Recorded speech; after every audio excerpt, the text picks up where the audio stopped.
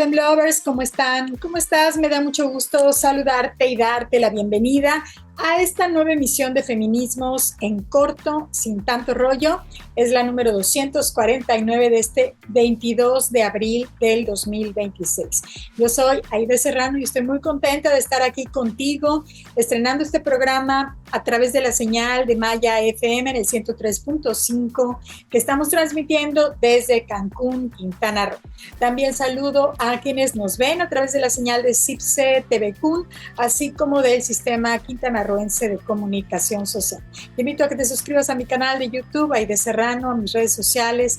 Me encuentres por mi nombre, pero también en Feminismos en Corto, sin tanto rollo. Me encantará leer tus comentarios. Saludo también a quienes nos están escuchando todos los sábados a las 2 de la tarde por Riviera FM en el 98.1. Sábados igualmente 10 de la mañana por Caribe FM en el 101.9. Los sábados a las 10 de la mañana por Radio Chan Santa Cruz en el 660 de AM. Los domingos a las 11 de la mañana en Chetumal, en dos estaciones, en el AM y en el FM, en el 860 y en el 100.9 a las 11 de la mañana. Bueno, como sabes, aquí generamos y creamos contenido, a veces un poco incómodo, lo suficiente como para procurar el cuestionamiento y la reflexión crítica sobre todos estos temas cada vez más relevantes que tienen que ver con la igualdad, pero sobre todo para tener herramientas que nos permitan entender mejor la nueva realidad. Mi convicción es contribuir a una comunidad, a crear una comunidad más justa, más igualitaria y sobre todo más pacífica, donde la violencia contra las niñas, niños y adolescentes deje de estar normalizada. Por supuesto, también deje de estar normalizada esta violencia en contra de las mujeres. Bueno, pues entre otras noticias, hoy te voy a compartir una entrevista que es muy importante porque tiene que ver con el quehacer artístico de la entidad. Conversé con Brenda Senil y Carla Pedrosa, integrantes de la compañía de teatro Creares, quienes representaron recientemente a Quintana Roo en la más reciente muestra nacional de teatro y también cerraron la segunda edición del Festival Internacional de Teatro de Playa del Carmen, dos distinciones muy importantes.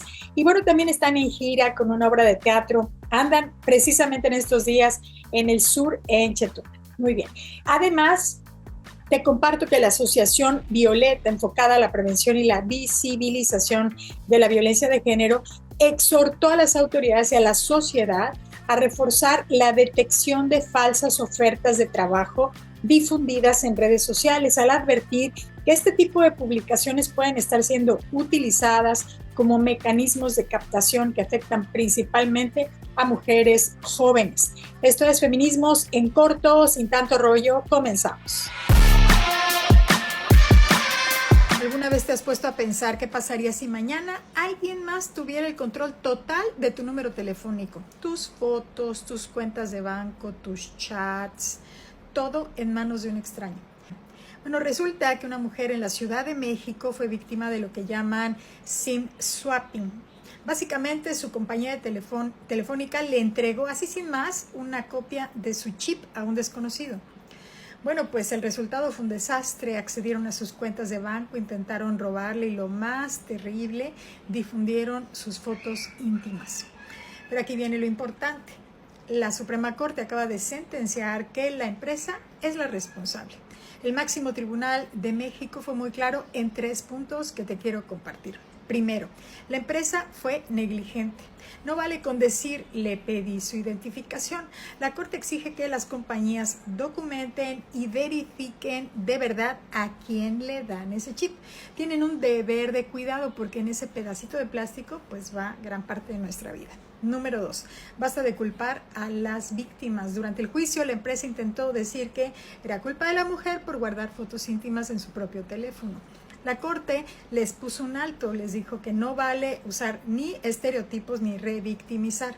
Guardar contenido íntimo es un derecho a la libertad. La negligencia fue de la empresa por dejar la puerta abierta a los delincuentes. Y número 3, indemnización justa. Se ordenó que la empresa pague una reparación del daño que sea proporcional a lo que esta mujer sufrió en su honor, su dignidad y su seguridad. Este fallo es un precedente muy importante para la justicia digital en México y nos dice que las empresas no solo venden un servicio técnico, sino son garantes de nuestra privacidad. Así que si una empresa telefónica te falla y te expone a violencia, ya no estás sola. La ley te debe respaldar. ¿Lo sabías? Bueno, pues comparte este contenido para que muchas más mujeres estemos prevenidas y se nos haga justicia. Bueno, la asociación Hola Violeta, enfocada en la prevención, visibilización de la violencia de género, exhortó a las autoridades y a la sociedad en general a reforzar la detección de falsas ofertas de trabajo difundidas en redes sociales, al advertir que este tipo de mecanismos pueden estar siendo utilizados para la captación de jóvenes principalmente, jóvenes en alguna situación de pobreza o precarizadas y son engañadas con falsas ofertas de trabajo. Hola Violeta propuso la creación de una red sorora que permita identificar y alertar sobre estos anuncios, así como compartir información entre mujeres y autoridades para reducir riesgos de engaño o violencia asociados a estos esquemas. La doctora en género y fundadora de Hola Violeta, María Elena Esparza Guevara, señaló que el caso de Edith Guadalupe debe analizarse dentro de un contexto más amplio de violencia de género, al considerar que no se trata de un hecho aislado, sino de un fenómeno que se expresa en distintas formas en entornos digitales y sociales. Como sabrás, esta joven María Elena Esparza Guevara fue víctima de feminicidio, la asesinaron al contestar, al asistir a un edificio en la Ciudad de México. Ella iba respondiendo a una oferta de empleo y entonces llegó a este edificio y hay una serie de cosas gravísimas. Su familia sabía dónde estaba, tenía la ubicación. Al no regresar a casa a tiempo, la fueron a buscar, pidieron apoyo a la fiscalía, no se los dieron, al contrario, les pidieron dinero para poder atender. La familia contrató a un investigador privado que confirmó a través de cámaras de vigilancia que Edith Guadalupe estaba en ese domicilio y bueno, fueron ellos quienes se encontraron desafortunadamente ya sin vida a Edith Guadalupe. Bueno, María Elena Guevara explicó que este tipo de ofertas laborales, como a la que respondió Guadalupe, suelen circular en plataformas digitales bajo esquemas que aparentan ser fraudes comunes, pero pueden encubrir dinámicas más graves. Indicó que la falta de análisis con enfoque de género deja fuera elementos relevantes para la prevención. También Esparza Guevara apuntó que la desigualdad en el acceso al empleo coloca a las mujeres en una posición de mayor vulnerabilidad frente a este tipo de anuncios. De acuerdo con datos de la Encuesta Nacional de Ocupación y Empleo, la participación económica de los hombres ronda el 74%, mientras que las de las mujeres se ubican en un 45 y 47%. En este contexto, Hola Violeta señaló que la necesidad económica se convierte en un factor que puede ser aprovechado para la captación mediante falsas vacantes, las cuales en algunos casos podrían estar relacionadas con trata de personas o distintas formas de violencia. Hola Violeta identificó patrones comunes en estos anuncios, por ejemplo, sueldos altos que no requieren experiencia, falta de perfiles empresariales verificables y el uso de contactos informales para continuar con el proceso de selección. También se detectan solicitudes para acudir a entrevistas sin identificación en lugares que no se pueden verificar y que también te piden que no vayas acompañada. Además, algunas otras instrucciones para no compartir información del proceso de selección, o sea, de la oferta de empleo, con otras personas. La organización llamó a prestar atención a estas señales y a verificar la autenticidad de las ofertas antes de acudir a cualquier cita laboral, al considerar que estos mecanismos representan un riesgo en entornos digitales donde la supervisión pues, es limitada. Bueno, la Fiscalía, en otro orden de noticias, la Fiscalía General de la Ciudad de México inició una investigación tras el fallecimiento de Karen Mariel Juárez, estudiante del Instituto Politécnico Nacional. Bueno, hubo un incidente, esto ocurrió a principios de febrero, Esta joven falleció, perdió la vida tras caer de un vehículo en movimiento en la vía pública. Y esto es todo lo que se sabe sobre este lamentable suceso que ha derivado en protestas pidiendo justicia. De acuerdo con los primeros reportes policiales, el principal sospechoso es su pareja sentimental, un hombre, obviamente, quien conducía el vehículo y se dio a la fuga tras el suceso. Elementos de seguridad se encuentran investigando los hechos durante el presunto accidente de la víctima, mientras que la policía de investigación comenzó el rastreo. Bien, ahora, ¿qué pasó? El 8 de febrero, Karen Mariel, estudiante del Instituto Politécnico Nacional, se encontraba a bordo de un vehículo en compañía de su pareja sentimental en la Ciudad de México. Inicialmente, todo se le dijo a la familia que fue un accidente, pero más tarde surgieron nuevas versiones y según información brindada por los servicios médicos que atendieron a la joven, dijo que fue proyectada, empujada del automóvil en movimiento por quien viajaba al volante. El conductor del vehículo, identificado preliminarmente como el novio de la víctima, se retiró del lugar sin que hasta el momento existan pistas de su paradero. Para el 20 de febrero, la mujer se encontraba en recuperación con un diagnóstico reservado. Incluso le amputaron ambas piernas y su salud empeoró con los días. Finalmente perdió la vida el 20 de febrero.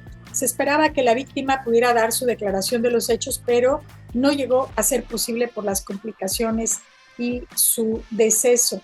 Los familiares y amigos, también compañeros de Karen Mariel, se concentraron en las inmediaciones de la Fiscalía para que esto sea reclasificado como feminicidio. Incluso realizaron protestas, bloqueos viales para demandar la detención del presunto responsable, pues dijeron que no se trató de un accidente vial, por el contrario, las declaraciones que recibió del personal médico que atendió a Karen fueron desconcertantes. Tuvieron que salir sus familiares a protestar para que pues les tomaran otras declaraciones, les pusieran atención y este hecho, que no fue un accidente, sea reclasificado como feminicidio.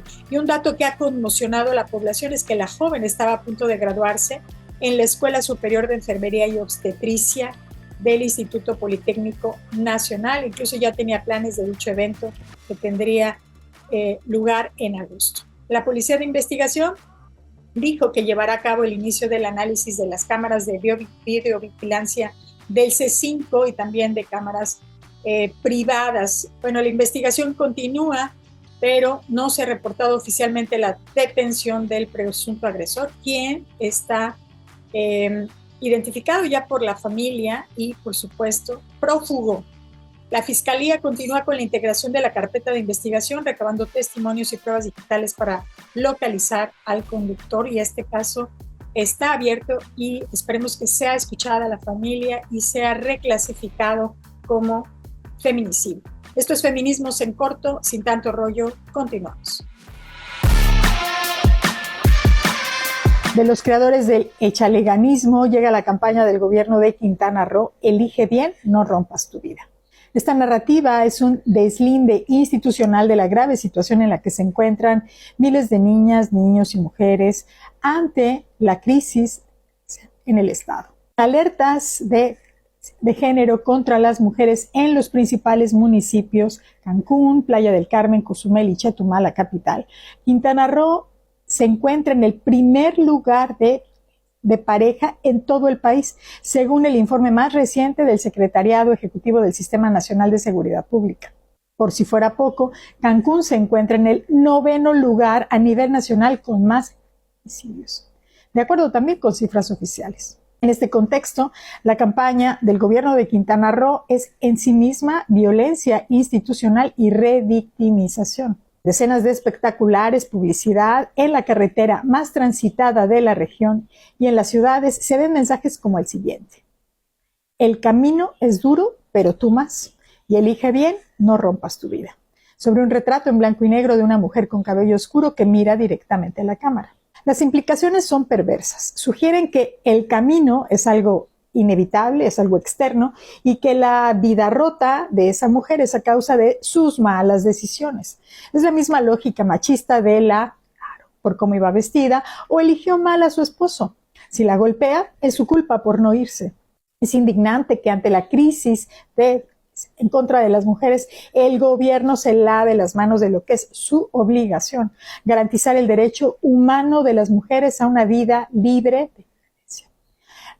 En contra de las mujeres por razones de género no es una cuestión de endurecerse, sino de atender una problemática que es sistemática y estructural.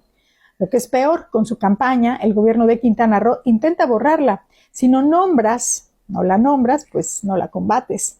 Mientras para la ONU Mujeres es una prioridad crítica y la violación a los derechos humanos más grave en la actualidad, en el gobierno de Quintana Roo la convierten en revictimización al señalar a las mujeres como responsables de la realidad que viven. Ninguna mujer, ninguna persona tiene que ser más dura para sobrevivir.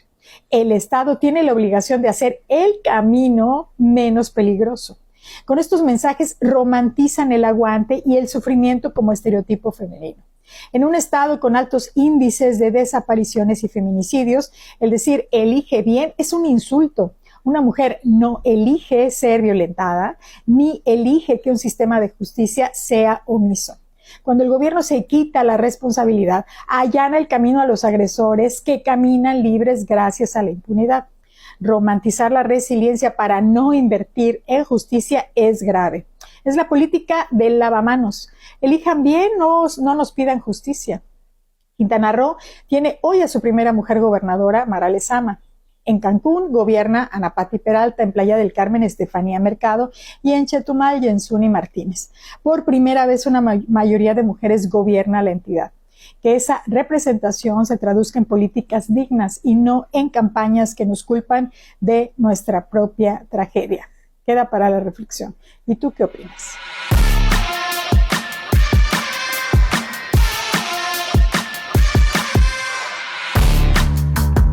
Estamos aquí en Feminismos en Corto, sin tanto rollo, en la entrevista estelar, y me da muchísimo gusto darle la bienvenida a Brenda Karina Senil Gasca y a Carla Pedrosa Castañeda. ¿Cómo están? Hola, Aide, muy bien. Encantada. Muy bien, muchas gracias por la invitación. Qué gusto estar con tu público. Tenerlas aquí. Además son dos amigas, artistas que aprecio muchísimo, que conozco su obra.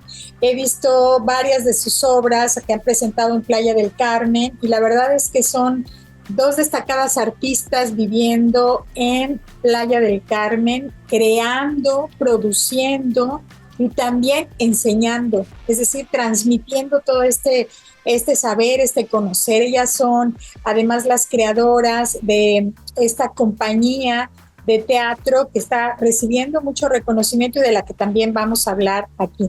Bueno, tienen una biografía muy amplia, voy a decir solamente una parte. La licenciada Brenda Karina Senil Gasca, ella es bailarina, actriz, psicóloga y docente, egresada de la licenciatura de Psicología en la UNAM, también licenciada en Educación Dancística, y en el 2007 la revista Neurología, Neurocirugía y Psiquiatría publicó su artículo La terapia del arte como herramienta psicoterapéutica en pacientes con cáncer. Tiene 22 años de experiencia como docente de danza y artes escénicas, tanto en espacios formativos como en programas de impacto social con poblaciones vulnerables en la Ciudad de México, en San Luis Potosí y en Quintana Roo.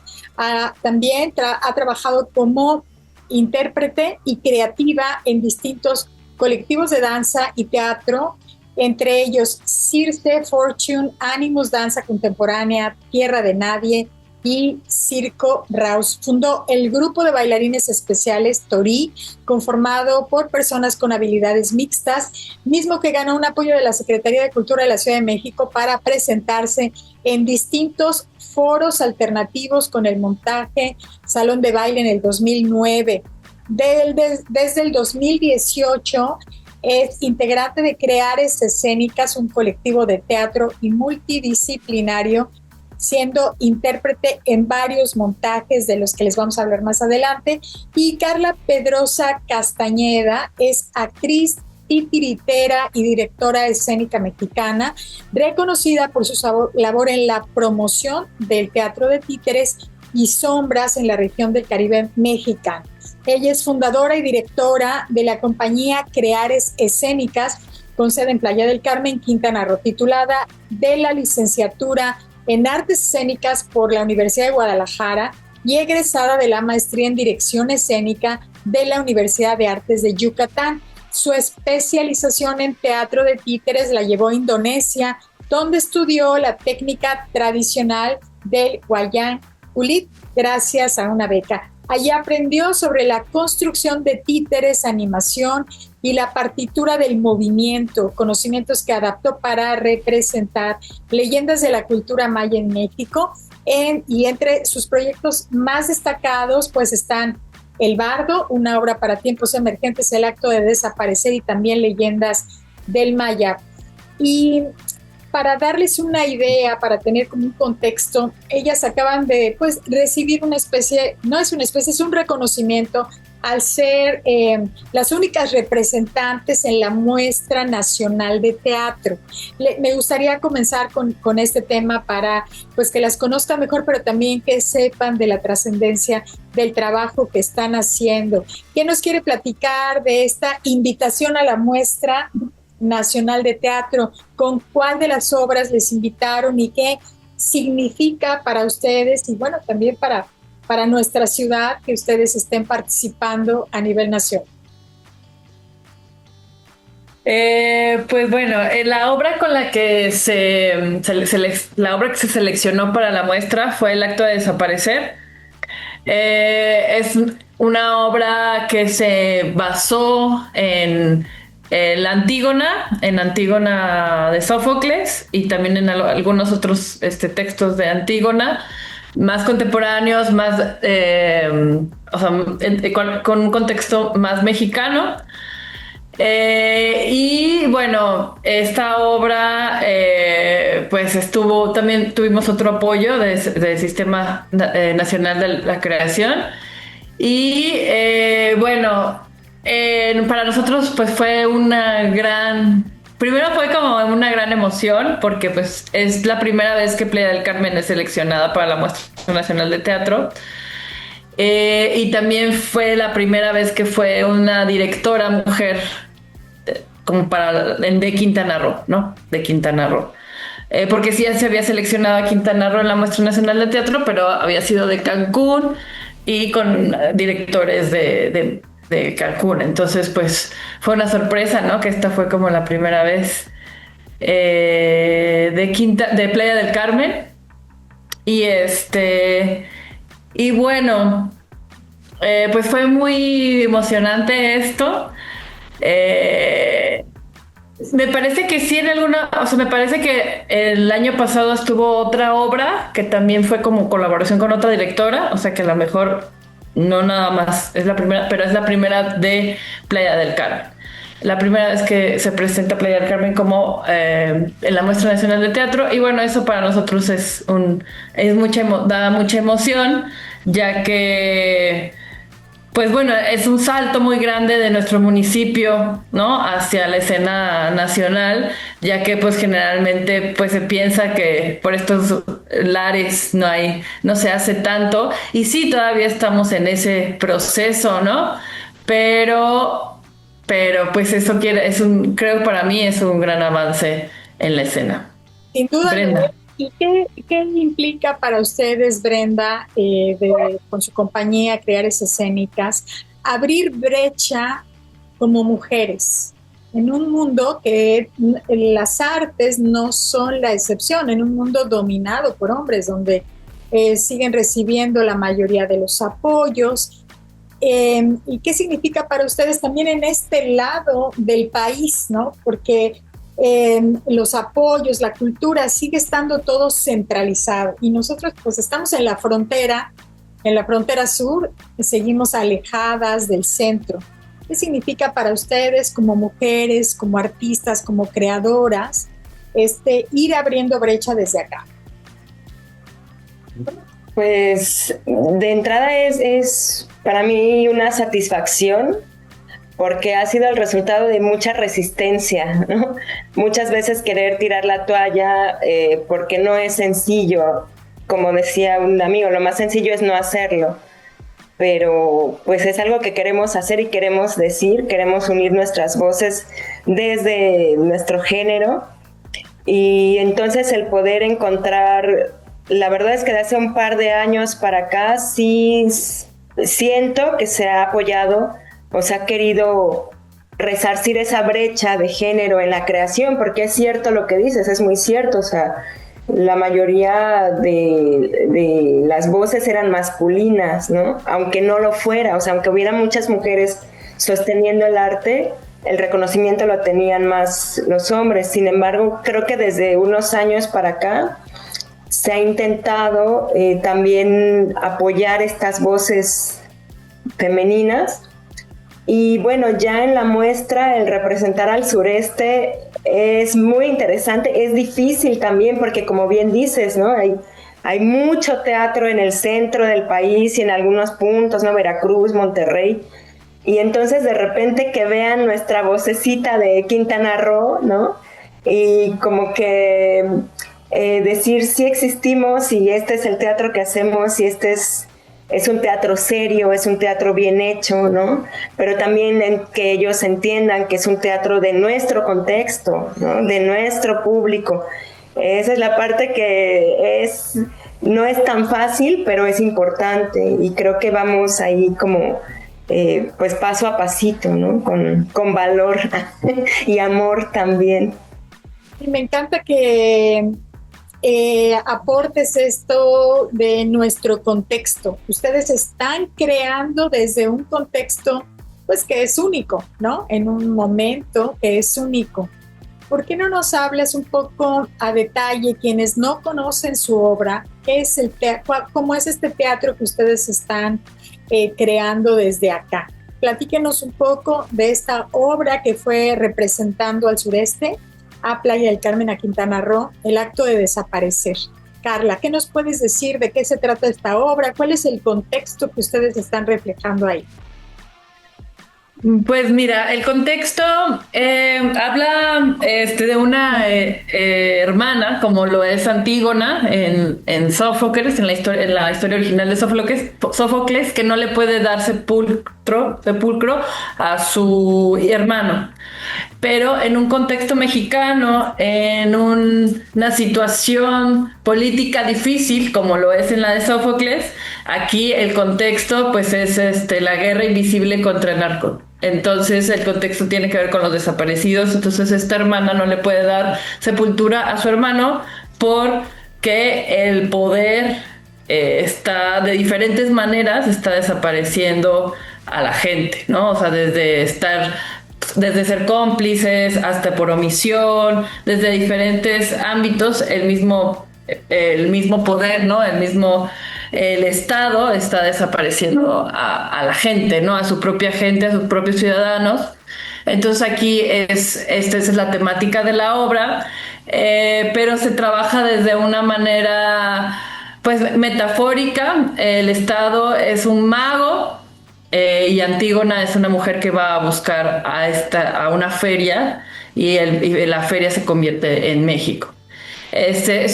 Creo que en Creares tenemos mucho todas nuestras obras tienen algo como muy mexicano, ¿no? Tratamos de plantar nuestro contexto de manera visual, ¿no? Que es creo que una de nuestros símbolos, nuestros sellos, es la manera visual y la música, ¿no? Porque creo que tenemos como esa parte para nosotros es muy rica, ¿no? La parte musical, creo que Creares tiene ese gran sello y es algo muy bello tener a Eric Flores como nuestro músico, nuestro compositor, ya que tener en el equipo a alguien que forma parte de él y que se involucra dramáticamente en la historia, entonces la música y lo visual generalmente es lo que nos lleva, ¿no? Lo que nos hace el sello de la compañía, ¿no? Creo que sí, esos tres elementos, lo visual, la música, y que tiene algo muy de nuestro contexto, ¿no? De nuestras vivencias, ¿no? Y también nuestras primeras obras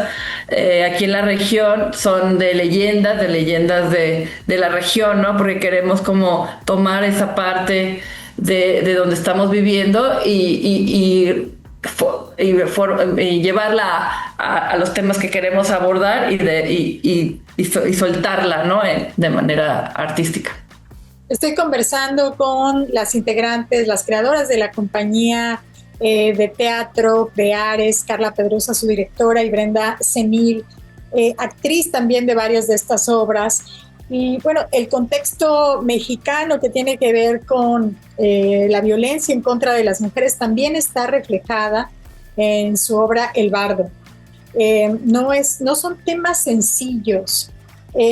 Digamos que ustedes son valientes al abordar estos temas que pienso que a muchas creadoras y creadores les darían miedo.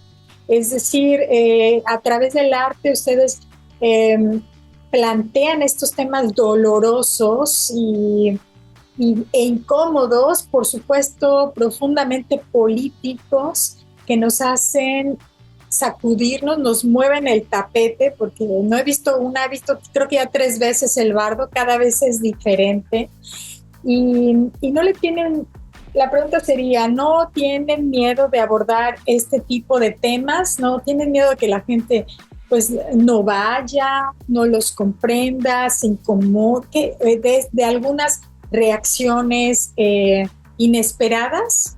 Brenda. Sí, es muy buena tu pregunta, Ibe.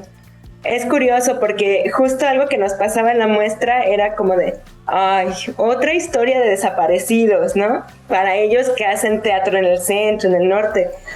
Pero justo lo que hablábamos nosotros es que, bueno, aquí no existe, aquí no se habla de esos temas. Como bien dices, somos pioneras tratando esos temas que son tan necesarios, tan políticos. Y sí nos hemos cuestionado muchas veces, sí nos ha dado, no diría propiamente que miedo, pero sí nos hemos cuestionado porque no hay todavía en Playa un público cautivo. Entonces, además de que no hay un público cautivo, no hay una cultura tan grande de ir al teatro o de ir a ver arte escénico, no literal, ¿no? Porque una cosa es el espectáculo, que el espectáculo generalmente busca una literalidad, pero el arte no. Entonces, el poder trabajar desde nuestra voz, desde nuestra necesidad, pero también saber que queremos conectar con el público y que queremos que la metáfora sea comprensible y que sí conecte, porque finalmente lo que queremos es hacer comunidad, no solo hacer arte por el arte, ¿no? Entonces, en esa vía, en encontrar esos equilibrios, sí nos hemos hecho muchas preguntas, pero, por ejemplo, el acto tiene un final muy bonito, porque el final no es cuando termina la obra, sino es abrir diálogo con el público. Entonces, eso nos ha permitido ver cómo el público recibe la propuesta y se ha nutrido, y también la obra ha cambiado algunas cosas de acuerdo a comentarios que nos han dicho el público, ¿no? O sea, no en cuanto a su contenido como tal, pero sí ha habido detalles que hemos dicho, eso está muy bien, ¿no? O esa lectura, por ahí queremos. Entonces, esta retroalimentación, este diálogo con el público, nos ha, creo yo que calmado en este sentido, porque sí, al principio también teníamos miedo como de cómo pudiera ser tomado un tema tan fuerte, pero justo nos hemos dado cuenta que es muy necesario y el público también lo agradece, ¿no? Porque es una necesidad que también tiene y que el arte llena, pero está sucediendo muy poca propuesta. Así es, estoy conversando con Brenda y Carla de la compañía de teatro Creares acerca de su trabajo, de sus temas, del contexto, pero también de estos reconocimientos que están llegando como resultado de su trabajo. Estamos en Feminismos en Corto, sin tanto rollo. Vamos a una pausa y regresamos. Ya estamos de vuelta aquí en Feminismos en Corto, sin tanto rollo. Estoy conversando con Brenda Senil y con Carla Pedrosa de la compañía de teatro Creares. Y bueno, recientemente en Playa, a propósito de crear públicos, tuvimos el segundo Festival Internacional de Teatro. Tuvimos la oportunidad de ver obras de varios lados, Y la verdad yo quiero decirles que soy fan de ustedes, me gusta muchísimo me gustan las temáticas políticas actuales, creo que son muy necesarias a partir del abordaje desde el arte, ¿no? Porque las vemos en las noticias, en los medios, pero nos hace falta también que el arte nos ayude a contextualizarlas, a comprenderlas de otra manera. Y esto, ¿por qué les digo que soy su fan? Porque vi una obra, no voy a decir cuál, pero protagonizada por una mujer donde la temática tenía que ver también con una mujer y no tenía no había una crítica, hablaba de varios delitos que se cometían en esa historia, pero la autora, la actriz no los ve porque no tiene esta actualización, ¿no? De que hoy ya tenemos, es decir, hay una violencia normalizada en su obra y que ella no alcanza a ver, lo cual me parece bastante reprobable. Me explico, hoy por hoy no podemos en ningún ámbito ni del arte ni de ningún lado seguir normalizando violencias, en particular con las niñas y con los niños. Entonces en esta obra había una violencia normalizada, romantizada. La verdad me indignó mucho esa obra y qué horror, ¿no? Que se puedan seguir programando cosas así sin esta perspectiva, pues, de derechos humanos, que es así, que ya no podemos continuar ahí. Ahora, acerca del este festival que recién pasó, ¿consideran que hubo más creación de públicos? ¿Vamos avanzando en ese sentido? Carla. Buena pregunta también.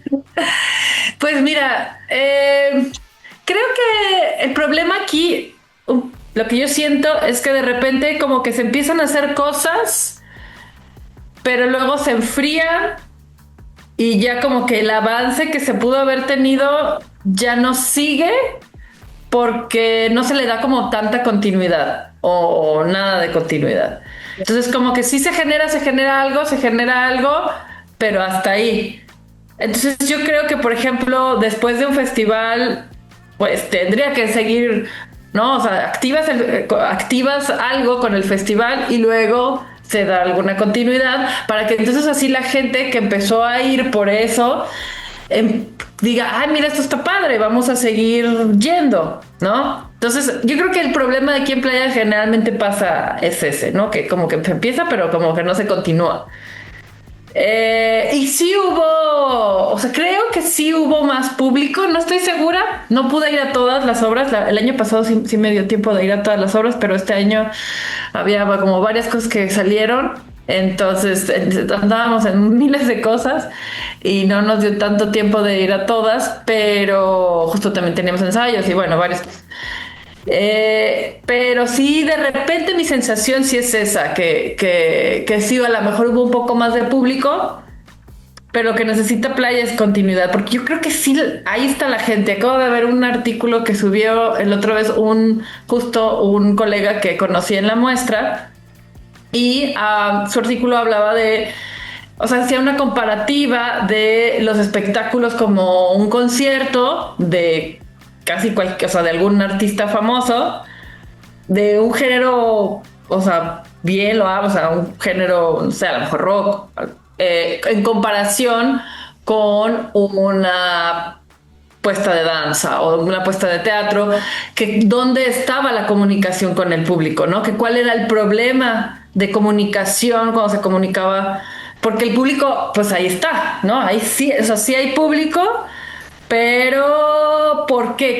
¿Qué es lo que está pasando? Que sí llegan a unas cosas el público, hay eventos culturales que sí llega el público y hay eventos culturales a los que no llega el público. ¿Qué está pasando? ¿No? Entonces yo creo que sí tendríamos que revisar que si bien es diferente, ¿no? El público que va a un concierto de rock y que el concierto que va, la gente que va a una obra de teatro, pues es distinto, ¿no? Pero creo que sí hace falta como esa comunicación, a qué público queremos llegar y cómo comunicarnos con él.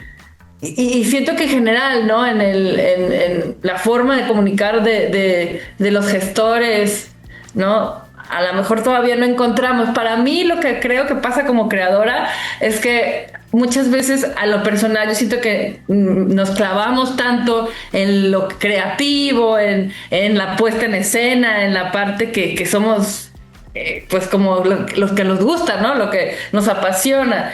Y ya para cuando tenemos que comunicarlo con el espectador, ya se nos pasó como el tiempo, ¿no? Eso en lo personal, eso es lo que yo siento que me pasa cuando vemos a mí, ¿no? Como que de repente mi atención está tanto en la puesta en escena y cómo va a ser el resultado de esa puesta en escena y qué le estoy diciendo al espectador y no me preocupo tanto por la parte de comunicación. Y yo creo que en general esa parte de comunicación es algo difícil y que hay gente que lo logra con cualquier cosa, ¿no? O sea, los influencers, o sea, con cualquier cosa ya lograron esos miles y millones de seguidores y eso, o sea, entonces, ¿qué hacen? No sé, me pongo a pensar en eso, ¿no? ¿Qué hacen ellos que su comunicación es tan efectiva? Claro. Brenda, ¿qué implica para ti como creadora y también desde la compañía de teatro Creares llegar a un teatro y a lo mejor o no concretar la temporada que ustedes quisieran en este contexto de un estado turístico que vemos que se abarrota el estadio con los conciertos de reggaetón y bueno, quisiéramos tal vez esa misma cantidad de público para pues el arte, ¿no? No lo pop necesariamente está bien, pues, pero que para una apuesta dancística, una apuesta de teatro. ¿Qué piensas tú acerca de esta creación de públicos? ¿En qué momento estamos en Playa del Carmen? ¿Hemos avanzado? ¿Qué nos falta? Yo pienso que siempre se avanza un poco, ¿no? Aunque quisiéramos más, pero creo que siempre... Quiero pensar que siempre vamos para adelante. Tal vez es una forma optimista de verlo, pero bueno, quiero pensar que sí. ¿Qué falta? Coincido con Carla, creo que falta continuidad, ¿no? Continuidad y apoyar lo local. Porque sí hay creadores en Playa del Carmen, pero pareciera que estamos como desarticulados y sobre todo desarticulados de la institución pública.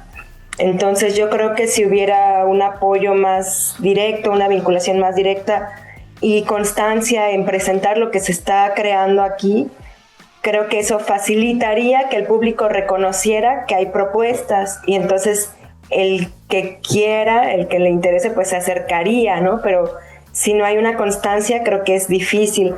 Sin embargo, como bien dices, o sea, el hecho de saber que están surgiendo cosas, aunque sea de vez en cuando, creo que es importante para nuestro público y bueno, desde nuestra trinchera lo que queremos es siempre estar subiendo la calidad de lo que hacemos. Creemos que eso es nuestro granito de arena, ¿no? Porque si presentamos algo muy bien hecho, cuando el público va, a lo mejor por azar, a lo mejor porque sí se enteró, lo invitaron, lo que sea, pero si va y se encuentra con algo bien hecho, algo que le conecta o le sorprende, pues entonces creo que es un público ganado, ¿no? Una persona ganada. Entonces, también creo que estas propuestas no siempre tienen que ver con la cantidad. Digo, me encanta, ¿no? Me encantó, por ejemplo, últimamente que nos presentamos en Cancún, creo que allá están haciendo un muy buen trabajo y las últimas 2 funciones que hemos dado han sido con teatro lleno.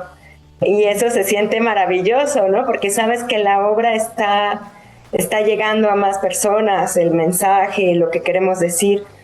Es muy bonito, sin embargo, también hemos tenido funciones con 10 personas y no importa, ¿no? O sea, en nuestro corazón, nuestra pasión está en dar la misma calidad, aunque sean 3 gatitos que 500 o 700 personas.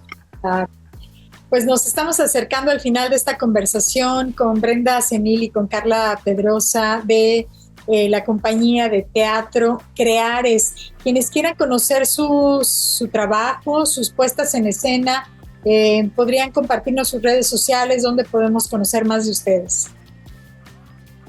Carla. Brenda. Estamos en Facebook y en Instagram como Creares Escénicas. Creares Escénicas. Creares-escénicas. Ahí estamos en Facebook y en Instagram para que nos sigan. Temporada próxima, ¿dónde podemos ver sus obras? La próxima temporada, vamos a tener una temporada en Chetumal con Maui, el sonido de las aves, y vamos a tener otra en Cancún, también con la misma obra, en mayo. Brenda, no, que me ayude, ¿qué fechas? En abril vamos a tener funciones en Carrillo Puerto y en Chetumal, y en mayo en Cancún. Tenemos varias funciones dedicadas a escuelas, en la Casa de Cultura de Carrillo Puerto, en el Teatro de Chetumal y en la Casa de Cultura de Cancún.